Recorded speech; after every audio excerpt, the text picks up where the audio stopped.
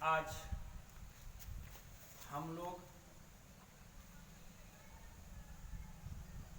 और पूरा विश्व कोविड-19 से जूझ रहा है और इस दौरान भी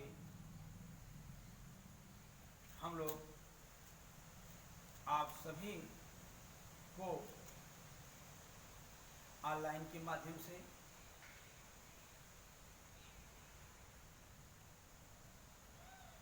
दिन प्रतिदिन वीडियो एक एक टॉपिक पर प्रतिदिन आप लोगों के बीच भेजा जा रहा है। और इसी दौरान हम आप लोगों को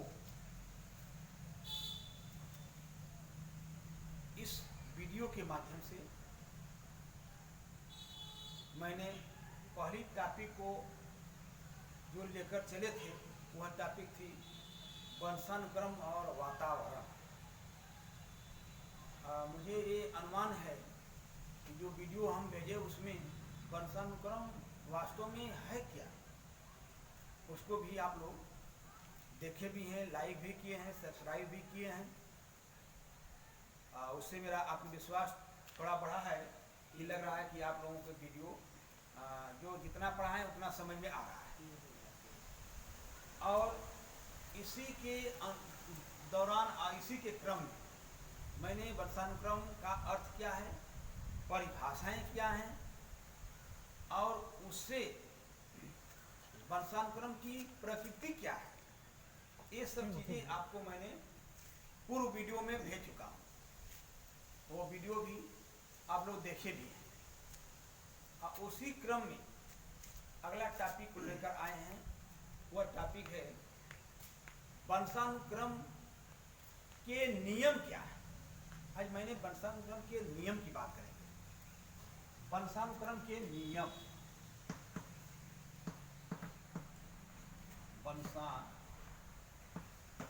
वंशानुक्रम के नियम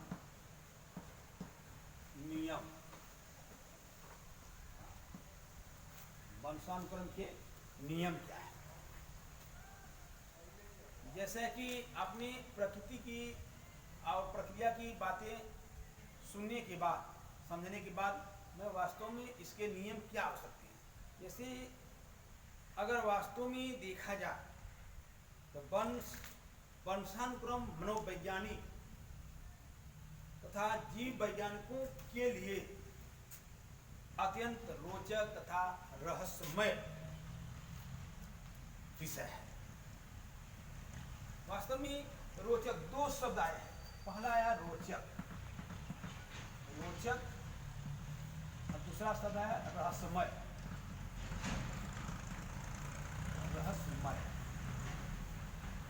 दो शब्द, एक रोचक और दूसरा रहस्यमय। क्या वंशानुक्रम रोचक कैसे और रहस्यमय कैसे, उसी के आधार पर इस नियम का प्रतिपादन किया गया। और जीव मनोवैज्ञानिकों ने वंशानुक्रम के किन नियम तथा सिद्धांतों को बताई, ताकि वास्तव में जो वंशानुक्रम के नियम और सिद्धांत हैं वह किस पर आधारित है। वह नियम सिद्धांत की अगर हम बातें कर रहे हैं, यह विषय भी अध्ययन के नए आयाम प्रस्तुत करते हैं। ये विषय अध्ययन के नए आयाम प्रस्तुत करते हैं और वंश में ये नियम सर्वाधिक प्रचलित हैं। वंशानुक्रम के जो नियम है वह सर्वाधिक प्रचलित है। इस सर्वाधिक प्रचलित के कारण यह विषय रोचक और रहस्यमय का विषय है। और उसी तरह में इसी क्रम में मैंने इसको आगे क्रम में उसके नियम, इसको कहीं कहीं नियम और सिद्धांत भी लिख देंगे तो कोई दिक्कत नहीं, इसीलिए ब्रैकेट में मैंने सिद्धांत लिख रहा हूँ। सिद्धांत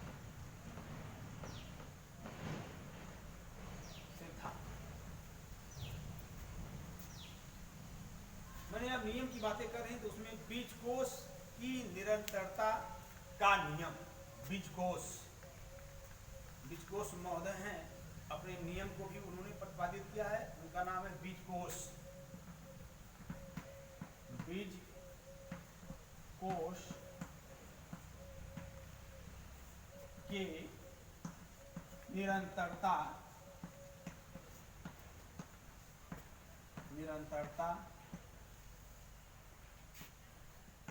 का नियम।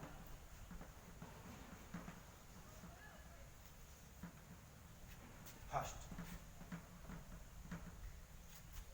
बीजकोष के निरंतरता का नियम। इस नियम के दौरान स्पष्ट है, इस नियम के अनुसार जो बालक का जन्म देने वाला बीजकोष कभी नष्ट होता ही नहीं है। इस नियम के अनुसार बालक को जो जन्म देने वाला बीजकोष होता है वो कभी नष्ट नहीं होता है। इस नियम के प्रतिपादक की बातें हम करते हैं तो उस नियम के प्रतिपादक जो है बीजमैन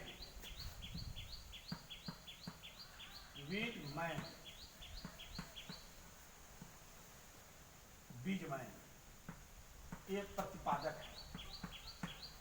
प्रतिपादक सब एकदम स्पष्ट है कि बीजकोष के निरंतरता के नियम के आधार कि बालक को जो जन्म देने वाला कोष होता है वो कभी नष्ट नहीं होता है। और इसके प्रतिपादक बीजमैन महोदय हैं। बीजकोष और नाम भी ऐसा ही है कि बीजमैन।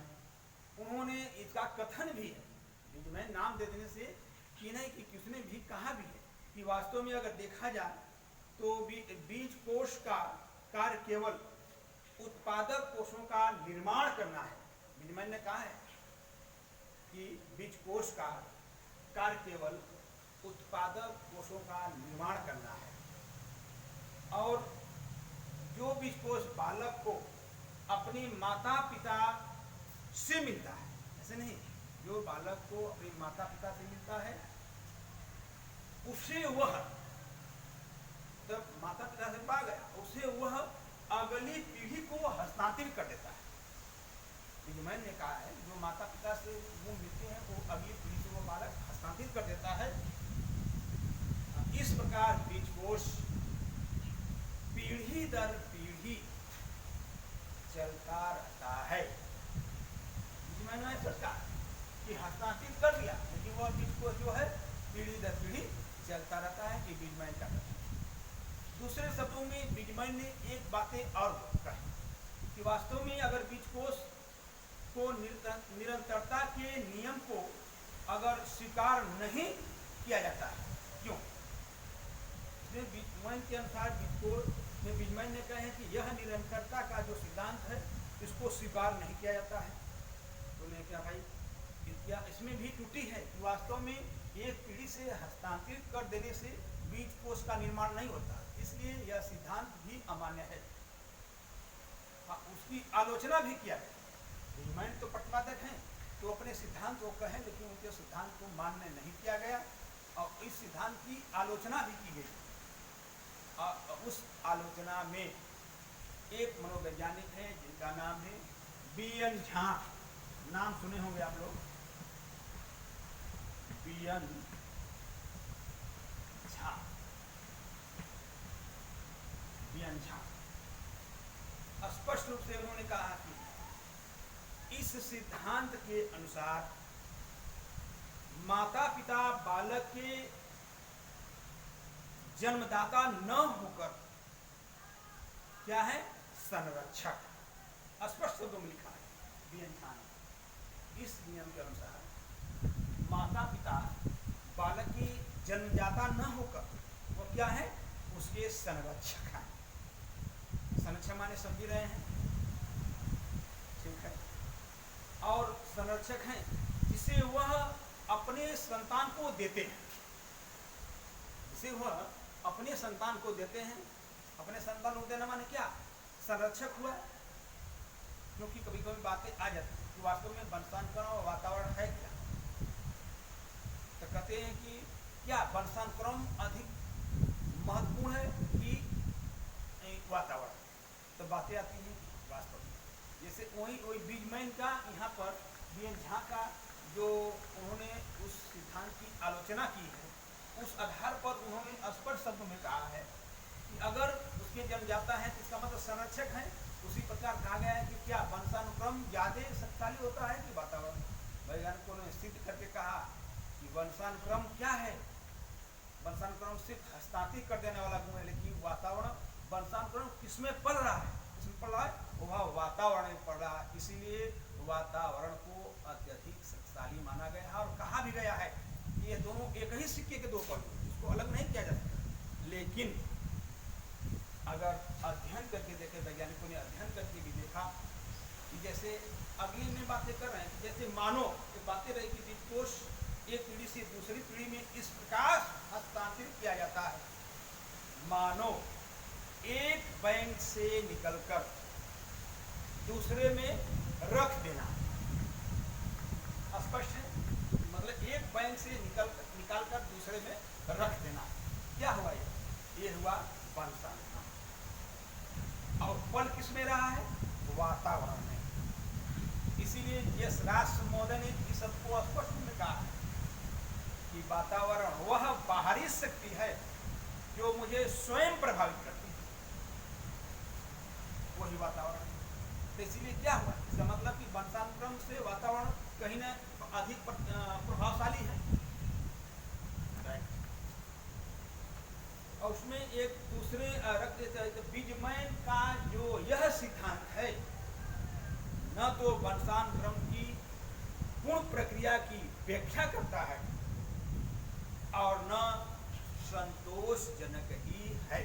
स्पष्ट शब्दों में कहा बीजमैन ने, कहा कि बीजमैन का जो यह सिद्धांत है न तो वह वंशानुक्रम की पूर्ण व्याख्या करता है और न ही संतोषजनक है। यह मत वंशानुक्रम की संपूर्ण प्रक्रिया की व्याख्या न कर पाने के कारण क्या हुआ, यह सिद्धांत अमान्य है। क्या हुआ, यह सिद्धांत अमान्य। आपका पहला नियम क्लियर हो गया, क्लियर है? ठीक, आगे बढ़ रहा हूं।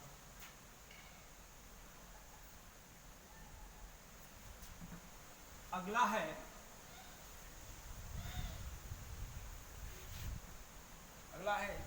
समानता का नियम।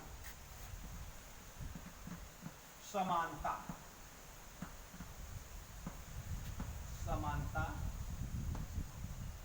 का नियम।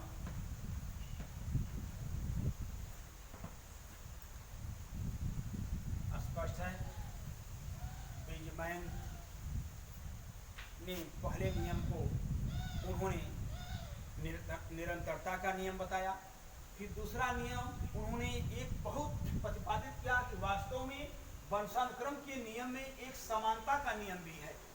समानता सबसे ही स्पष्ट हो रहा है कि मतलब कि समान माने जैसे माता पिता हो वैसे ही उसकी संतान हो। और उस नियम में उन्होंने स्पष्ट कहा कि इस नियम के अनुसार जैसे माता पिता होते हैं वैसे उसकी संतानें होती हैं। और इसमें इतना कह देने से काम नहीं होगा कि जैसे माता पिता होते हैं वैसे उसकी संतानें होती हैं, लेकिन इसके भी एक मनोवैज्ञानिक है जिसका नाम है सोरेनसन। नाम सुने होंगे, सोरेनसन।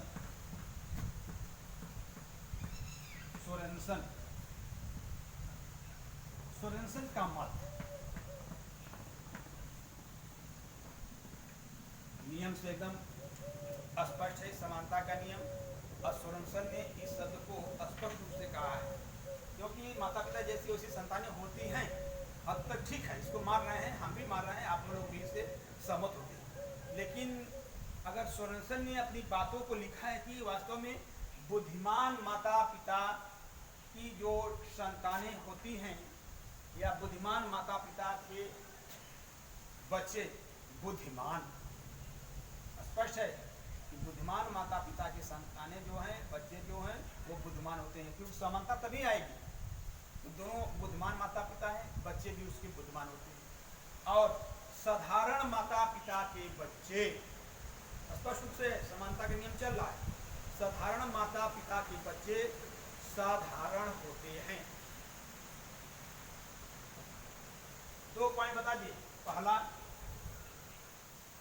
बुद्धिमान माता पिता के बच्चे बुद्धिमान, साधारण माता पिता के बच्चे साधारण, और मंद बुद्धि माता पिता के बच्चे मंद बुद्धि के होते हैं। 3 पॉइंट। एक पॉइंट और है इसमें, चौथा ये भी कर सकते हैं कि इसी प्रकार शारीरिक रूप से भी देखा जाए। अगर शारीरिक रूप से या शारीरिक दृष्टि से देखा जाए तो बच्चे माता पिता के समान होते हैं। अगर माता पिता का शारीरिक स्वास्थ्य अच्छा नहीं है तो बच्चे को प्रभावित करता है, मानसिक स्वास्थ्य अच्छा नहीं है तो बच्चे को प्रभावित करता है। कैसे? देखिए, अगर कभी भी माँ के गर्भ में बच्चे जो पल रहे हैं, अगर माँ को मानसिक स्वस्थता के कारण कहीं उसकी चोट पहुँच रही है तो माँ को इस चीज़ का स्पष्ट रूप से एहसास हो जाता है कि मेरा बच्चा जो गर्भ में पल रहा है वह अभी अस्वस्थ दिख रहा है। क्यों? शारीरिक दृष्टि से या शारीरिक स्वास्थ्य के कारण। और उसमें एक चीज़ें उन्होंने इस नियम की बातें, यह नियम को भी उन्होंने अपूर्ण कहा है। मतलब कि इतना कहने के बाद सोरेनसन ने बीजमैन के दूसरे में समानता का नियम को बढ़ा कि यह जो नियम है ये भी अपूर्ण है। इस सिद्धांत में ये भी प्रतिपादित किया गया कि वास्तव में अपूर्ण नियम कैसे है। तो वह, क्योंकि प्रायः देखा जाता है कि काले माता पिता की संतानें गोरी होती हैं, ये भी देखा जाता है। इसमें अपूर्ण कहा क्यों?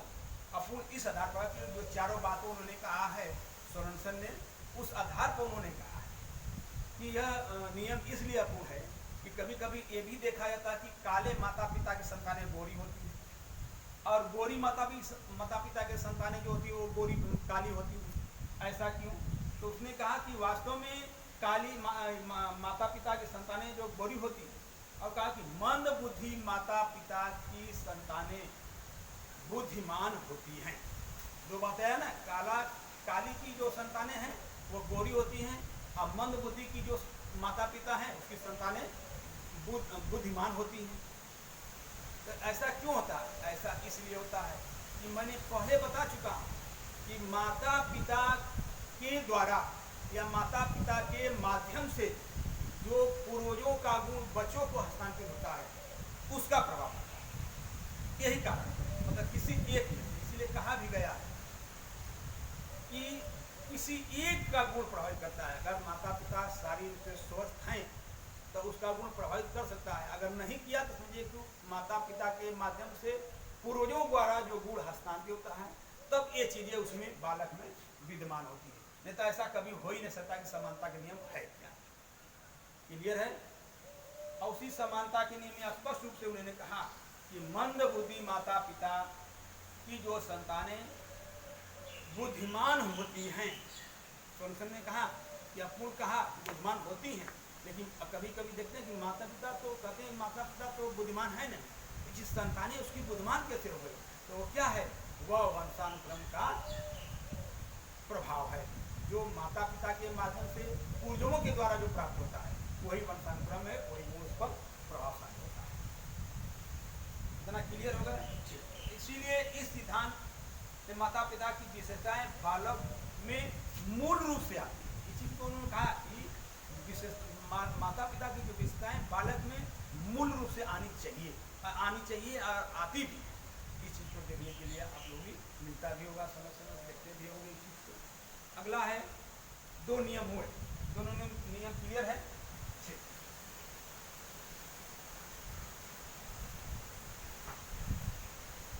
अगला नियम है, तीसरा है विभिन्नता का नियम। विभिन्नता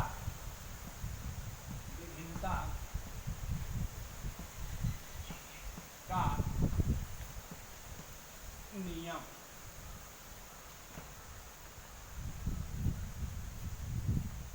विभिन्नता का नियम क्या है?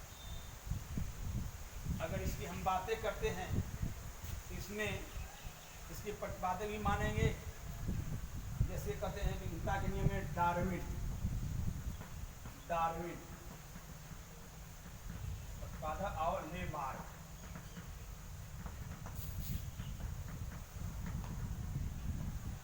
डार्विन और लेमार्क ने इस नियम का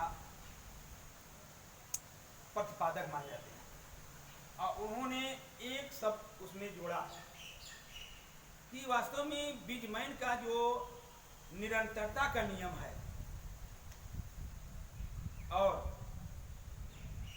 सोरेनसन ने जो नियम दिया है समानता का नियम, अगर ये दोनों अपूर्ण मान रहे हैं तब बालक में विभिन्नता का नियम प्रतिपादित होता है। विभिन्नता माने क्लियर है कि एक ही माता पिता की अगर जोड़वे संतान है उसमें भी विभिन्नता देखने को मिलती है, जबकि वंशानुक्रम से इस नियम को बिल्कुल समान न होकर उसे कुछ गुण स्पष्ट है कि वह माता पिता के बिल्कुल समान न होकर उससे कुछ भिन्न होते हैं। यही विभिन्नता का नियम है और विभिन्नता के नियम में इसी प्रकार का एक माता पिता के बालक एक दूसरे के समान न होते हुए भी, कहता है एक ही माता पिता के बालक एक दूसरे के समान न होते हुए भी रंग, रूप, स्वभाव, आकार, वेशभूषा इत्यादि में एक दूसरे से भिन्न होते हैं। हम मान रहे हैं विभिन्नता के नियम में से कभी कभी होता है कि बिल्कुल एक ही माता पिता की संतानें जुड़वा हैं, चेहरा से सेम है लेकिन उसके रंग, रूप, बुद्धि और स्वभाव में उसमें कहीं न कहीं भिन्नता देखने को पाई जाती है। और दूसरे शब्दों में और इसको हम डिफाइन कर सकते हैं कि वास्तव में विभिन्नता का नियम है क्या। कभी कभी अपने पर्याप्त शारीरिक और मानसिक, कभी कभी ये भी देखने को मिलता है कि बालकों में पर्याप्त शारीरिक और मानसिक विभिन्नता पाई जाती है। इसका कारण बताते हुए, शारीरिक मानसिक विभिन्नता क्यों पाई जाती है इसका कारण बताते हुए सोरेनसन ने स्पष्ट शब्दों में लिखा है। सोरेनसन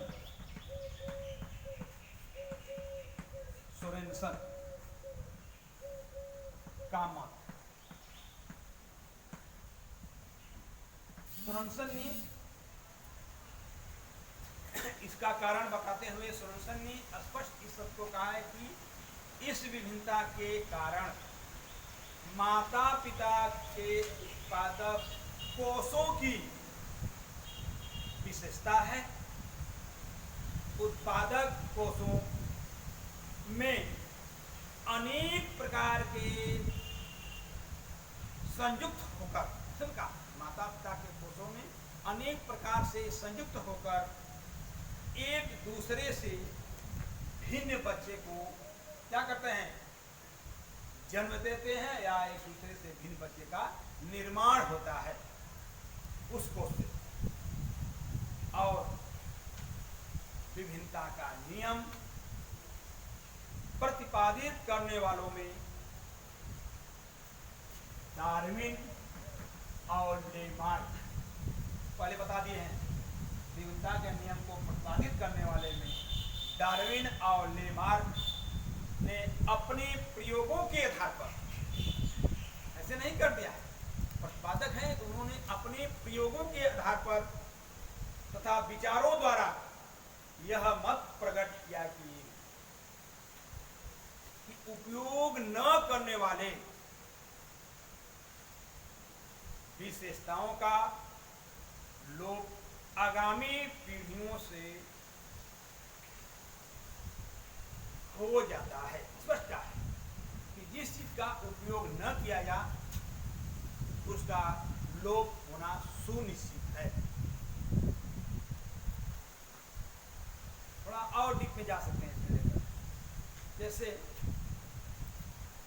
प्राकृतिक ले सकते हैं, प्राकृतिक का चयन, जैसे प्राकृतिक चयन और नव उत्पत्ति, प्राकृतिक चयन और नव उत्पत्ति के माध्यम से ही स्पष्ट कहा है डार्विन और लेमार्क ने अपने मतों में कि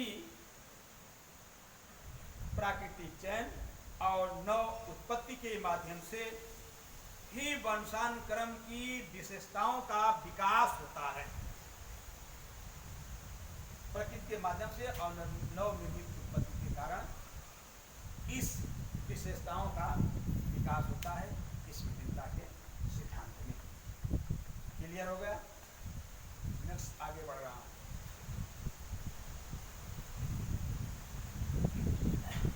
अगला सिद्धांत, इसमें एक सिद्धांत और ये भी इंपॉर्टेंट सिद्धांत है, इसको नंबर 3 हो गया। अब नंबर 4,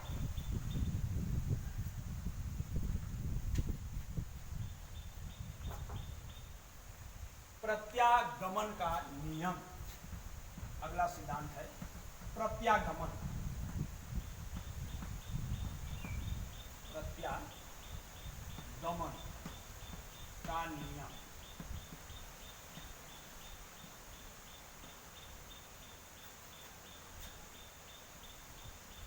वंशानुक्रम के नियम में बीजमैन का निरंतरता कोष का नियम, समानता का नियम, विभिन्नता का नियम और अगला है प्रत्यागमन का नियम। प्रत्यागमन का नियम क्या है? ये नाम से कैसा लग रहा है? प्रत्यागमन मतलब कि बालक अपने माता पिता से बिल्कुल अलग। प्रत्यागमन का नियम यही कहता है, इसीलिए सब नियम अभी अपूर्ण चल रहे हैं, अमान्य है। उसने कहा कि वह अपने माता पिता से बिल्कुल अलग होते हैं, यही प्रत्यागमन का नियम। इतना समझिए थोड़ा सा, अपने माता पिता से बिल्कुल अलग होते हैं। और उसके विपरीत, और उसमें अलग होने का मतलब क्या? मतलब रंग में, रूप में, गुण में, आकार में, मतलब अपने माता पिता से वह बिल्कुल अलग होते हैं, गुणों में बिल्कुल अलग होते हैं। तो उसी में अलग होते हैं। तो इसी चीज को डिफाइन करने के लिए सोरेनसन ने अपना मत प्रस्तुत किया है। सोरेनसन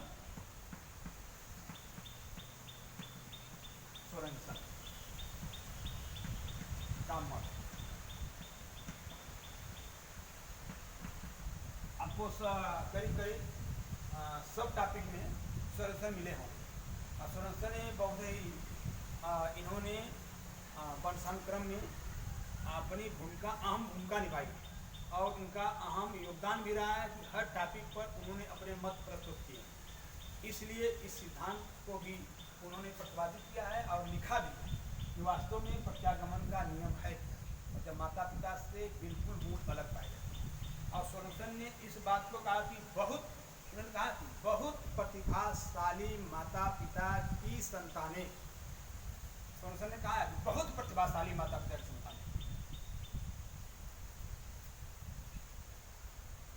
संतानें कम प्रतिभाशाली होने की प्रवृत्ति, मतलब माता पिता उसके अधिक प्रतिभाशाली हैं, तब बच्चों में कम प्रतिभाशाली होने की प्रवृत्ति विद्यमान रहती है। और बहुत निम्न कोटि के माता पिता, उसने कहा कि बहुत निम्न कोटि के माता पिता में कम निम्न कोटि के बच्चों में जो होने वाली प्रवृत्ति होती है, कम निम्न कोटि बच्चों में कम निम्न कोटि की होने की प्रवृत्ति विकसित होती है। इसलिए यही प्रत्यागमन का नियम है। लेकिन प्रकृति का नियम यह है कि विशिष्ट गुणों के बजाय, प्रकृति का नियम है कि विशिष्ट गुणों के बजाय बालक माता पिता के सामान्य गुणों को ही हस्तांतरित करता है, वो विशिष्ट गुणों को हस्तांतरित नहीं कर पाता। अगर बालक विशिष्ट गुणों को हस्तांतरित करता तो वह कहीं माता पिता से और ऊपर जाता, लेकिन कोई नहीं। माता पिता तो कमा रहे हैं, पिता में अच्छे गुण है, तो उससे मेरी पुष्टि हो ही जा रही है, तो क्या जरूरत है उतना विशिष्ट गुण लेने का। इसीलिए समान गुण से अपना काम चलाते हैं, सभी लोग समान गुण ही ग्रहण करते हैं। अगर नेक्स्ट आगे बताएं क्यों करते हैं, अगर विशिष्ट गुण को ग्रहण कर लेते हैं तो उसको क्या लाभ मिलता, वो चीज़ें नेक्स्ट बताएंगे। प्रकृति का नियम तो उसी विशिष्ट गुणों की बजाय समान गुणों को अधिक विवरण करके एक प्रजाति के प्राणी को एक ही स्तर पर रखने का प्रयास करती है। एक प्रजाति को एक ही स्तर पर रखने का प्रयास करती है। फिर दूसरे शब्दों में इसको और हम कर सकते हैं, जैसे इस नियम के अनुसार बालक अपने माता पिता के विशिष्ट गुणों को त्याग कर, बालक अपने माता पिता के विशिष्ट गुणों को त्याग कर, क्योंकि प्रत्यागमन का यही नियम है। अगर विशिष्ट गुणों को त्यागता नहीं, विशिष्ट गुणों को ग्रहण कर लेता तो प्रत्यागमन का नियम होता ही नहीं। इसीलिए सुरनसन ने एक चीज को कहा है कि विशिष्ट गुणों को त्याग कर समान गुणों को ग्रहण करता है। अगर जिस दिन यही कारण है कि महान व्यक्तियों, देखिए एक कारण निकला कि यही कारण है कि महान व्यक्तियों के पुत्र उसके समान नहीं होते हैं, सिर्फ यही कारण है। नहीं तो अगर विशिष्ट गुण को अपनाता तो भी क्या होता, अकबर, बाबर और क्या महात्मा गांधी। इसीलिए जैसे बाबर, अकबर और महात्मा गांधी के पुत्र उनसे बहुत निम्न कोटि के थे। स्पष्ट है कि नहीं? मतलब विशिष्ट गुण क्योंकि निम्न कोटि के क्यों हुए? कि वह अपने पिता का विशिष्ट गुण ग्रहण ही नहीं किए, क्या किए? सिर्फ सामान्य गुण। अगर विशिष्ट गुण ग्रहण कर लेते तो भी बाबर और अकबर और महात्मा गांधी जैसे होते।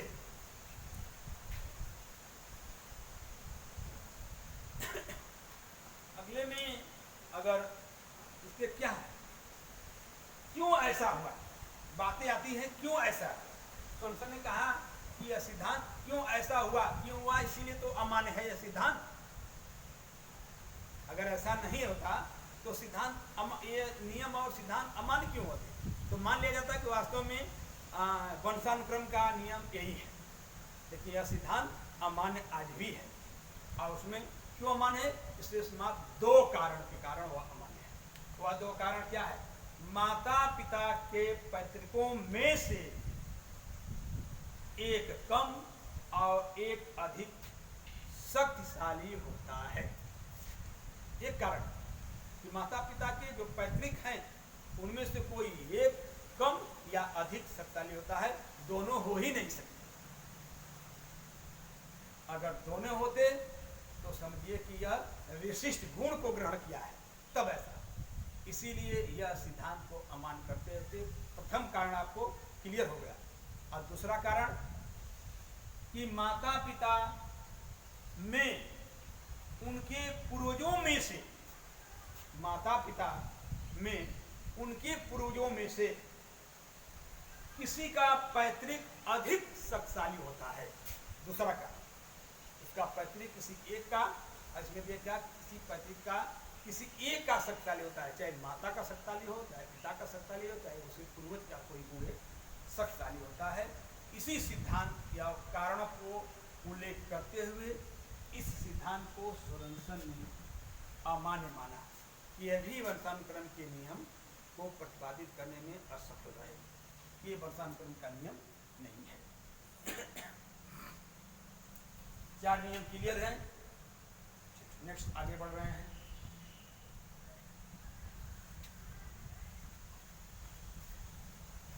अगला नियम अर्जित गुणों के संक्रमण का नियम। पांचवा है अर्जित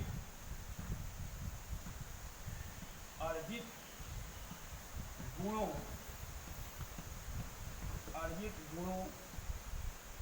के संक्रमण का नियम।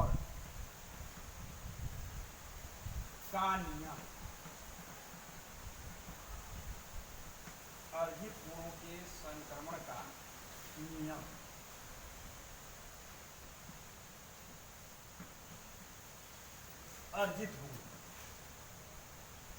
अर्जित गुण क्या है?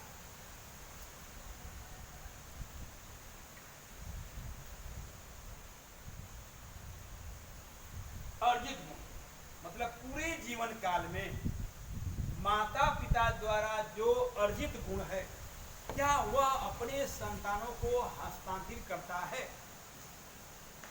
स्पष्ट समझ में आ रहा है कि माता पिता के अंदर जो अर्जित गुण है क्या वह अपने संतानों को हस्तांतरित करता है या संतानों को प्राप्त नहीं होते?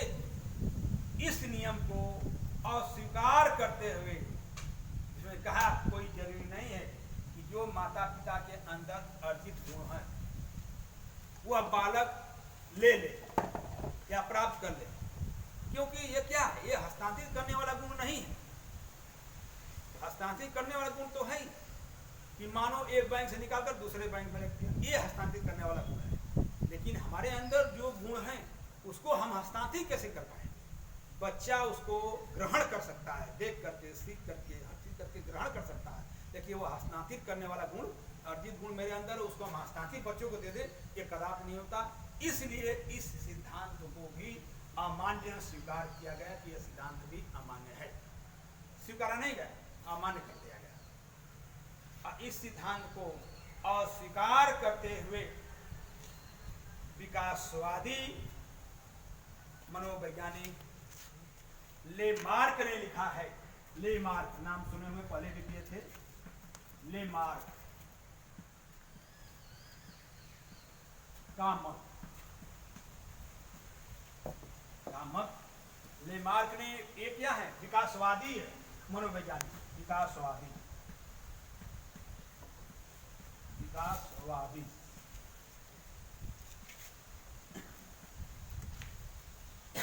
विकासवादी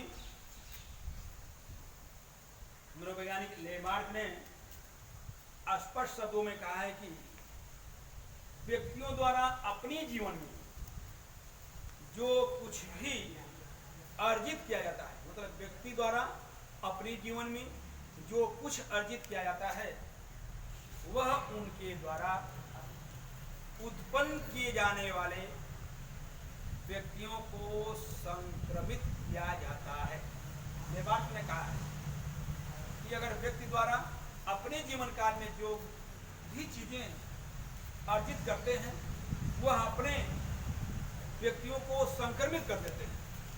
लेमार्क ने इस चीज को कहा, लेकिन इसमें एक उदाहरण भी प्रस्तुत किया और उन्होंने कहा है कि नहीं, अगर संक्रमित गुण इसका एक उदाहरण है, जैसे पहले आप लेमार्क ने कहा है कि जिराफ पशु, नाम सुनो, जिराफ पशु, जिराफ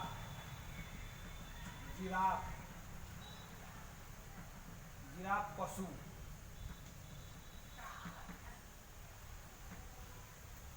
जिराफ पशु का नाम सुने हैं?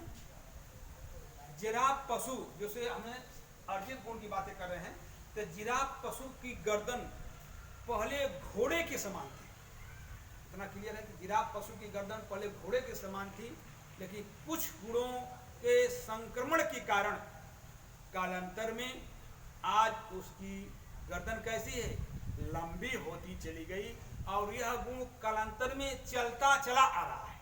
मतलब यह गुण आज भी है, पहले घोड़े के समान थी लेकिन कुछ ही संक्रमण गुण के कारण उसकी गर्दन अब लंबी हो गई, और जब लंबी हो गई तो जिससे उसे वंशज पैदा होते हैं उसके, और वह बिना कहे बिना देखे उसकी गर्दन लंबी दिखती है। ये संक्रमित अर्जित गुण हुई। और उसमें कहा कि पर कुछ विशेष परिस्थिति के कारण वह लंबी हो गई और कालांतर में उसकी लंबी गर्दन का गुण अगली पीढ़ी में संक्रमित होने लगा।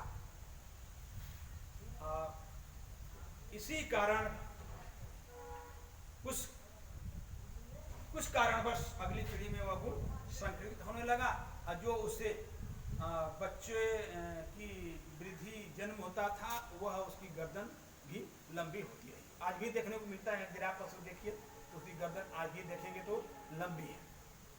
और उसमें लेमार्क की बातों को सुनते हुए और स्वीकार करते हुए एक मनोवैज्ञानिक नाम भी सुनेंगे जिसका नाम है वुडवर्थ।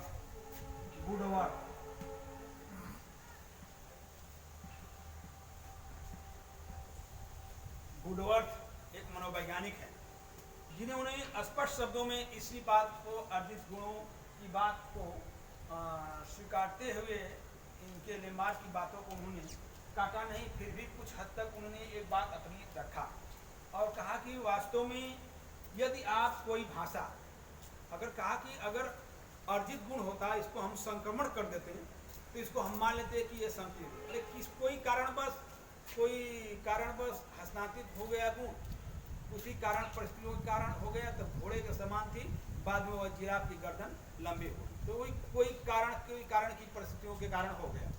लेकिन अगर ऐसा होता तो वुडवर्थ ने अपनी स्पष्ट शब्दों में लिखा है कि यदि आप कोई भाषा बोलना सीख लें तो क्या पैतृकों द्वारा यह ज्ञान अपने बच्चों को संक्रमित कर दे सकते हैं? नहीं, कदापि नहीं। भाषा को संक्रमित कर देना ये कदापि नहीं हो सकता। हम भाषा बोल सीख रहे हैं तो ये गुण है कि बच्चों को हम संक्रमित कर दें कि बच्चे में चले जा तुरंत बोलने लगे, नहीं। भाषा सीखने से आती है, अभ्यास करने से आती है। उस स्थान पर जितनी समय आप रह जाएंगे आपके अंदर वो भाषा बोलने की प्रवृत्ति धीरे धीरे आ जाती है, तो ये संक्रमित गुण नहीं है। और इस प्रकार यह किसी प्रमाण की पुष्टि से नहीं होती, मतलब इसका कोई प्रमाण की पुष्टि ही नहीं होती, ये संक्रमित गुण है, अर्जित गुण। और एक उदाहरण और दे सकते हैं, जैसे हमने अर्जित गुण की बात करते हैं, जैसे परिवार में क्षय और जुखाम अक्सर हुआ करते हैं, क्षय हो गया, जुखाम हो गया, तो हम कहते हैं ये संक्रमित गुण है। नहीं, मत छुए, संक्रमित गुण है, यह संक्रमित गुण नहीं है, यह परिवार के वातावरण से प्रभावित होता है। क्योंकि वहाँ पर उसमें कहा कि ये परिवार, ये नहीं लोग कहते अरे हर जगह संक्रमित गुण नहीं, ये परिवार के वातावरण, मतलब परिवार में इस चीज को हम रहते हैं कि यह रोग परिवार के वातावरण में छूत से हुआ है, इसको हम कह सकते हैं। यह गुण परिवार के वातावरण में छूत से हुआ है। तो वुडवर्थ की जहाँ तक बातें हैं ये हद तक ठीक है, लेकिन लेमार्क में मतलब कि कोई ऐसी परिस्थितियाँ जिसके कारण गर्दन लंबी हो गई, तो अर्जित गुण की बात, और इसीलिए इस सिद्धांत को अमान्य करते हुए उन्होंने स्पष्ट कहा कि कोई भी यह रोग परिवार के वातावरण में छूत से होता है, क्षय और जुखाम, न कि वह संक्रमित गुण है कि बच्चों तो हमको हो गया अब बच्चों को मैंने संक्रमित कर दिया, ऐसा हो ही नहीं सकता। परिवार में छूत की मतलब, छूत माने क्या, वातावरण की बातें आती हैं। ठीक, अगला सिद्धांत और इम्पॉर्टेंट सिद्धांत भी है, तो लास्ट सिद्धांत ही मानिए, और ये सिद्धांत बहुत ही इम्पॉर्टेंट है। अब तक जो पढ़े हैं इस सिद्धांत में सबसे इम्पॉर्टेंट सिद्धांत है मेंडल का सिद्धांत। मेंडल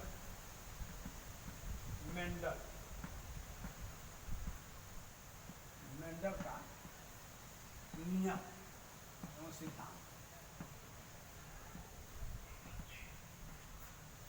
इन छठवां लास्ट सिद्धांत भी है। मेंडल की बातें हम करते हैं। मेंडल पहले तो ये भी लगता है वास्तव मेंडल है क्या, पूरा नाम जानने पड़े। ग्रेगर जॉन मेंडल, स्पष्ट कर दे रहे हैं, ग्रेगर जॉन मेंडल इनका नाम है, ग्रेगर जॉन मेंडल। इन्होंने माने तो मूलतः ऑस्ट्रेलिया के हैं और भाषा भी इनकी जर्मन है, माने गए जॉन मेंडल की भाषा भी जर्मन है। और उसमें इस नियम के अनुसार वर्ण संकर प्रणाली और वस्तु, उन्होंने वर्ण संकर और प्रणाली और वस्तु की बात कहा। अपने मौलिक या सामान्य रूप की ओर अग्रसर होती हुई इस नियम को चेकोस्लोवाकिया के मेंडल नामक पादरी ने, चेकोस्लोवाकिया के मेंडल नामक पादरी ने प्रतिपादित किया था। इसमें बातें आती हैं तो चेकोस्लोवाकिया के मेंडल नामक पादरी ने इस सिद्धांत का प्रतिपादन किया था। और इस सिद्धांत ने प्रतिपादन करते हुए उसने प्रथम बातें रखा कि वास्तव में मेंडल का सिद्धांत क्यों इतना प्रतिपादित हुआ, क्यों इतना प्रचलित हुआ। तो उसने अपने गिरजे के बगीचे में, बगीचे का नाम था गिरजे, गिरजे के बगीचे,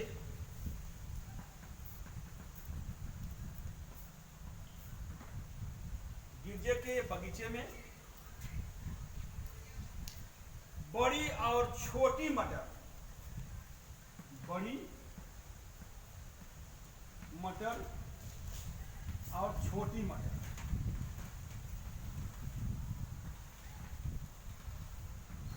बड़ी मटर और छोटी मटर, इतना हम लिख दे रहे हैं। इसको और हम आपको ग्राफ के माध्यम से बताएंगे कि वास्तव में इस सिद्धांत के द्वारा यह सिद्धांत क्यों प्रचलित हुआ, यह सिद्धांत क्यों मान्य हुआ, इसको बहुत अभी क्लियर कर देंगे ग्राफ के माध्यम से।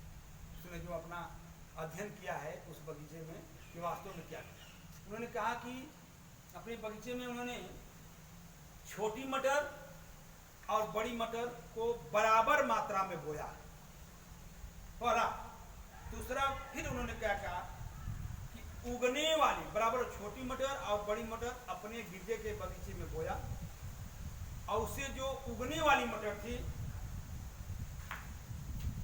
सब मटर वर्ण संकर जात की थी।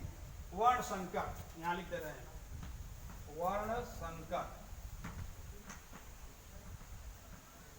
वर्ण संकर, वर्ण संकर जात की थी।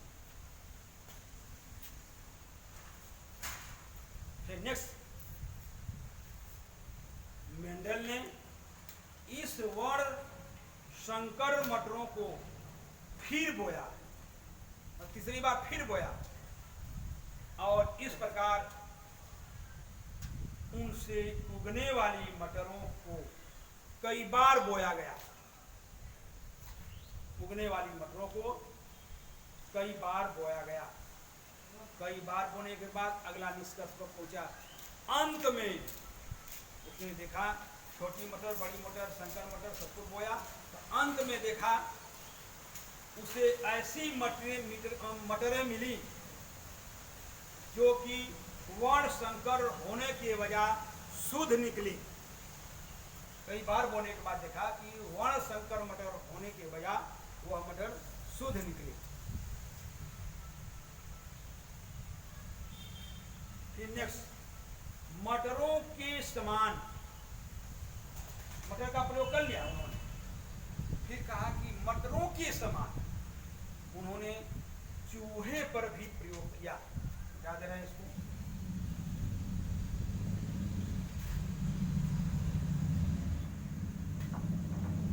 पहला मेंडल का मटर पर प्रयोग,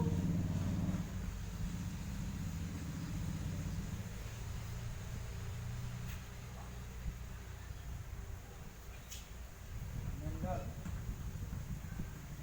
का मटर पर प्रयोग आपको क्लियर हो गया है। और दूसरा प्रयोग उन्होंने मटरों के समान, उन्होंने मेंडल ने चूहे पर प्रयोग, कहने का तात्पर्य है कि मेंडल ने पहला प्रयोग मटर पर किया और दूसरा प्रयोग उन्होंने चूहे पर किया। उन्होंने चूहे के प्रयोग में काले चूहे और सफेद चूहे को एक साथ रखा। इतना स्पष्ट है ना। मेंडल ने जैसे मटर को, छोटी मटर और बड़ी मटर को बराबर बराबर मात्रा में बांटा, बांट के उसको बोया अपने गिरजे के बगीचे। तो उसे जो मटर पैदा हुए वह वर्ण संकर की वजह सब मटर शुद्ध निकली। फिर उन्होंने कहा कि वास्तव में वंशानुक्रम ही ये है। तो उन्होंने चूहे पर भी देखा, चूहे पर प्रयोग अपना दूसरा किया और चूहे पर काले चूहे और सफेद चूहे को एक साथ रखा। इतना स्पष्ट है कि काले और सफेद चूहों के एक साथ रखा। इनसे जो चूहे उत्पन्न हुए वे काले थे। मतलब क्यों? सफेद क्यों नहीं हुए? काले थे क्योंकि वह वंशानुक्रम से ही है। जो वंशानुक्रम में माता पिता द्वारा जो हस्तांतरित गुण होते हैं हजारों संख्या में, क्योंकि उसमें जो हावी होता है उसी का जन्म होता है। तो उन्होंने देखा कि काले चूहे मतलब क्या, अक्सर सफेद चूहे कम देखते हो, आप लोग काले चूहे ज्यादा देखते हो। इसका मतलब कि इसका संक्रमित गुण जो है वह काले से काले चूहे ही उत्पत्ति हुई। तो उन्हें काले चूहे थे। फिर उसने इस वर्ण संकर काले चूहे को, मतलब काले चूहे जन्म लिया, फिर इस वर्ण संकर काले चूहे को एक साथ रखा। कुछ नहीं किया, सिर्फ काले को एक साथ रख दिया। 3 काले चूहे थे, तीनों को एक साथ रख दिया। तो उसमें देखा कि सभी कालों चूहों की मात्रा सबसे ज्यादा थी और एक चूहा जो वर्ण संकर के कारण उन्होंने सफेद चूहे को जन्म दिया। तो उसने इस चीज को स्पष्ट रूप से मेंटल ने कहा कि अगर इससे उत्पन्न होने वाले काले और सफेद दोनों रंगों के थे, मतलब कि जब स्वर्ण संकर मटर से रखा चूहे को तो उससे जन्म लेने वाले काले और सफेद दोनों चूहे थे। अब तब मेंटल ने अपने प्रयासों के आधार पर मेंटल ने यह सिद्धांत प्रतिपादित किया कि वर्ण संकर प्रणाली या वस्तु अपने मौलिक या समान रूप से अपने मौलिक या समान रूप की ओर अग्रसर माने आगे अग्रसर होती हैं। यही सिद्धांत मेंडलवाद के नाम से जाना जाता है। मेंडलवाद, मेंडलवाद वाद के नाम, यही सिद्धांत मेंडलवाद के नाम से जाना जाता है। यह सिद्धांत मेंडलवाद ने तो नाम से जाना, लेकिन इसके सिद्धांत के बाद भी एक मनोवैज्ञानिक है जिसका नाम है बीएन झा।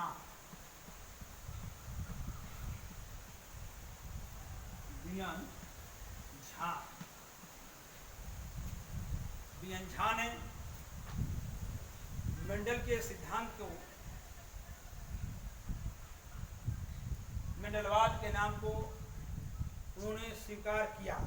फिर भी उन्होंने कहा कि जब वर्ण संकर अपने स्वयं के पितृ नाम पहले पढ़ाए गए, पितृकोश और मातृकोश, मैंने पहले दिन ही लेक्चर में अपने दिए थे तो आप लोग सुने भी होंगे कि पितृकोश और मातृ।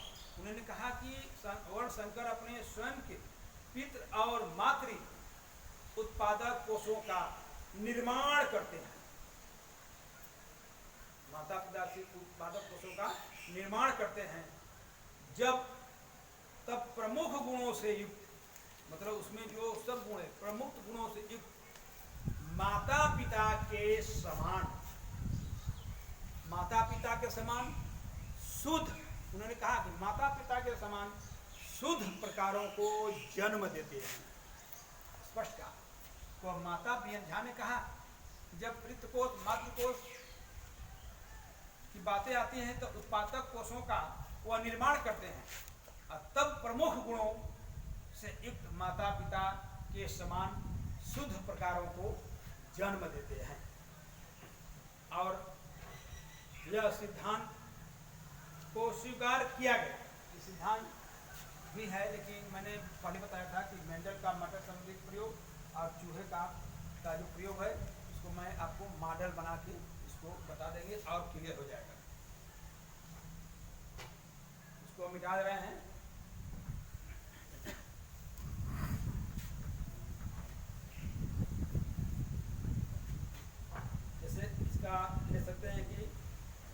मेंडल का मटर पर प्रयोग,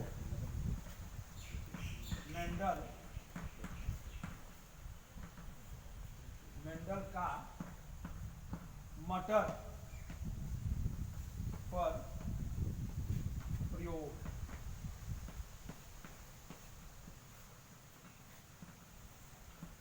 मटर पर प्रयोग मैंने पहले ही बताया था कि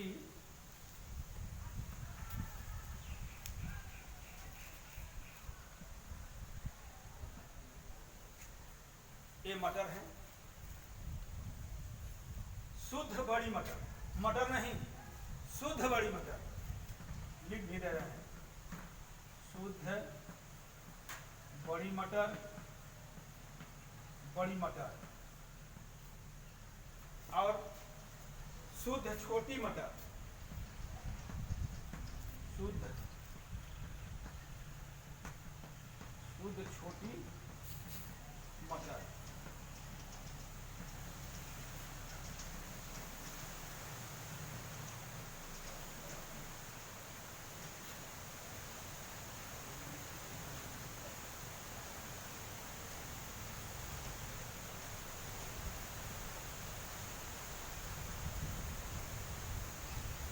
क्लियर है?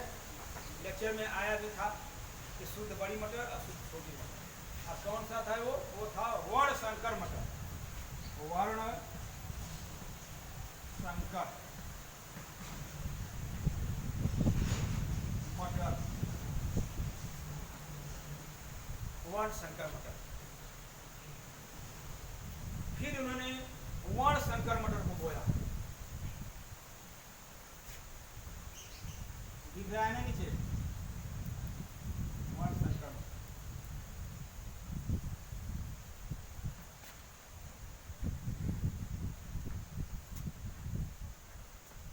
वर्ण संकर मटर में 50% बड़ी वर्ण संकर मटर, इसको कहा 50% बड़ी वर्ण संकर मटर, वर्ण संकर मटर 50%। वो भी 50% में क्या, बड़ी वर्ण संकर मटर 50%, 25% शुद्ध बड़ी मटर, इसको 25%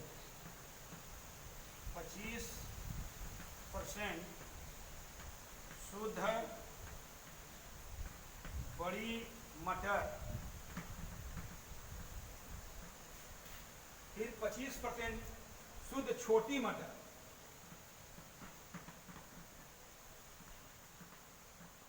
शुद्ध छोटी मटर। इतना क्लियर है?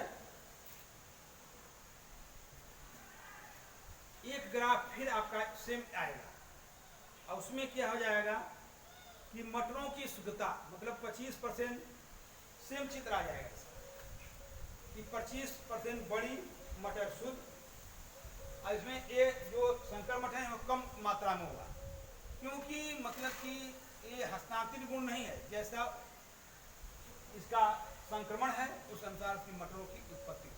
कोई जरूरी नहीं कि संकर मटर से संकर, उसने इसमें कहा कि इसमें निकला कि जैसे बड़ी मटर उन्होंने बो दिया, उसमें 25% निकला, 25% निकला। वो क्या निकला कि अशुद्ध मटर, मतलब क्या, बहुत ज़्यादा बड़ी मटर हो जाएगी तो वो अशुद्धि के रूप में आता है, बहुत ज़्यादा मटर बड़ी शुद्ध नहीं माना जाता है, मीडियम साइज। जैसे उन्होंने 25% उन्होंने अशुद्ध बोला कि अशुद्ध मटर, मतलब इसमें 25% ही सही थी और 25% यह अशुद्ध मटर निकली, और लास्ट में इसमें बोया तो 25% इसका शुद्ध निकला, शुद्ध, फिर 25% इसका मटर शुद्ध निकला, और इसका भी बड़ी मटर शुद्ध निकली, बड़ी मटर शुद्ध, मतलब 25 से 25 निकली वो शुद्ध में ही निकली, और इसे 25 में इसमें जो अशुद्धि आ गई, अब 25% मटर उसकी ठीक हो, मतलब क्या, 25 गुना 50, 25 या 75% मिल गया, अब 25% आपका ऑलरेस्ट हो गया। इसलिए क्या हुआ, 100% यह मेंडल का सिद्धांत मतलब कि स्पष्ट है। और मेंडल ने के बाद इस सिद्धांत में एक उन्होंने जो मैं आपको बताया भी था कि जैसे मटर पर प्रयोग उन्होंने किया, उसी तरह उसने चूहा तो बनाने नहीं आता है, फिर भी कोशिश करूंगा कि वास्तव में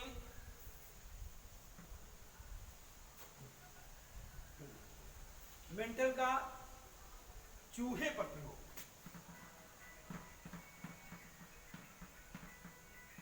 मेंटल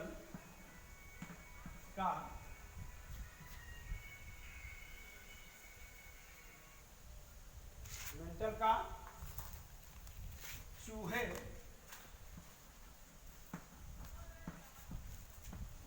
चूहे पर प्रयोग।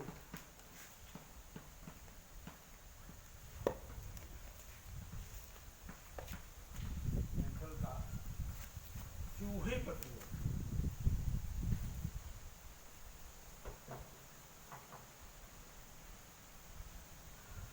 मेंटल ने काले चूहे, इसको हम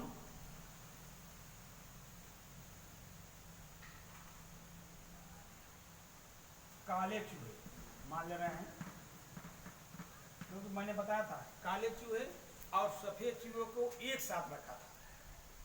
काले चूहे और सफेद चूहे, इसको हम सफेद कर दे रहे हैं, स्पष्ट लग रहा है नहीं, चूहे जैसा, ठीक। काले चूहे और सफेद चूहे को एक साथ रखा ग्राफ के माध्यम से, और उसमें जो उत्पन्न चूहे हुए वो पूर्ण काले रंग के, सिर्फ काले रंग के,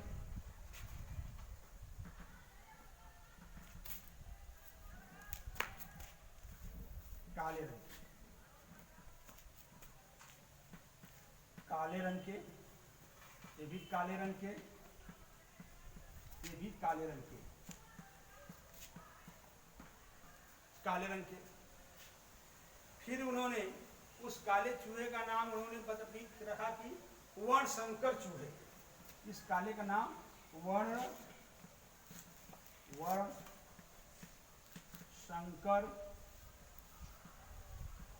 चूहे। फिर उन्होंने वर्णशंकर चूहे से जिस चूहे का उत्पत्ति हुई उसमें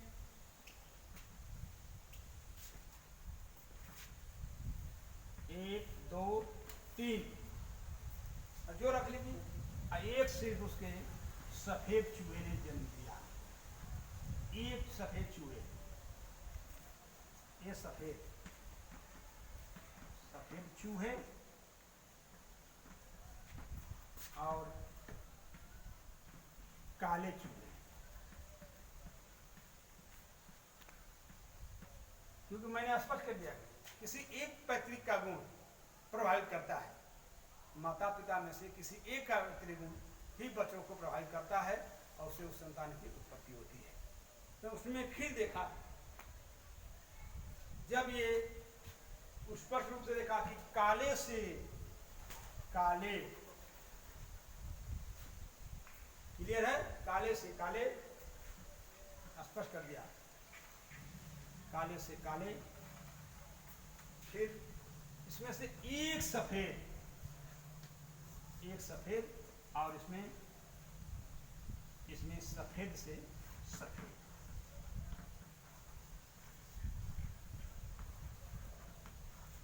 सफेद से सफेद, क्लियर। आज के लिए मैं अपना टॉपिक यहीं पर समाप्त कर रहा हूं। आप लोगों को बहुत बहुत धन्यवाद, और नेक्स्ट अगले दिन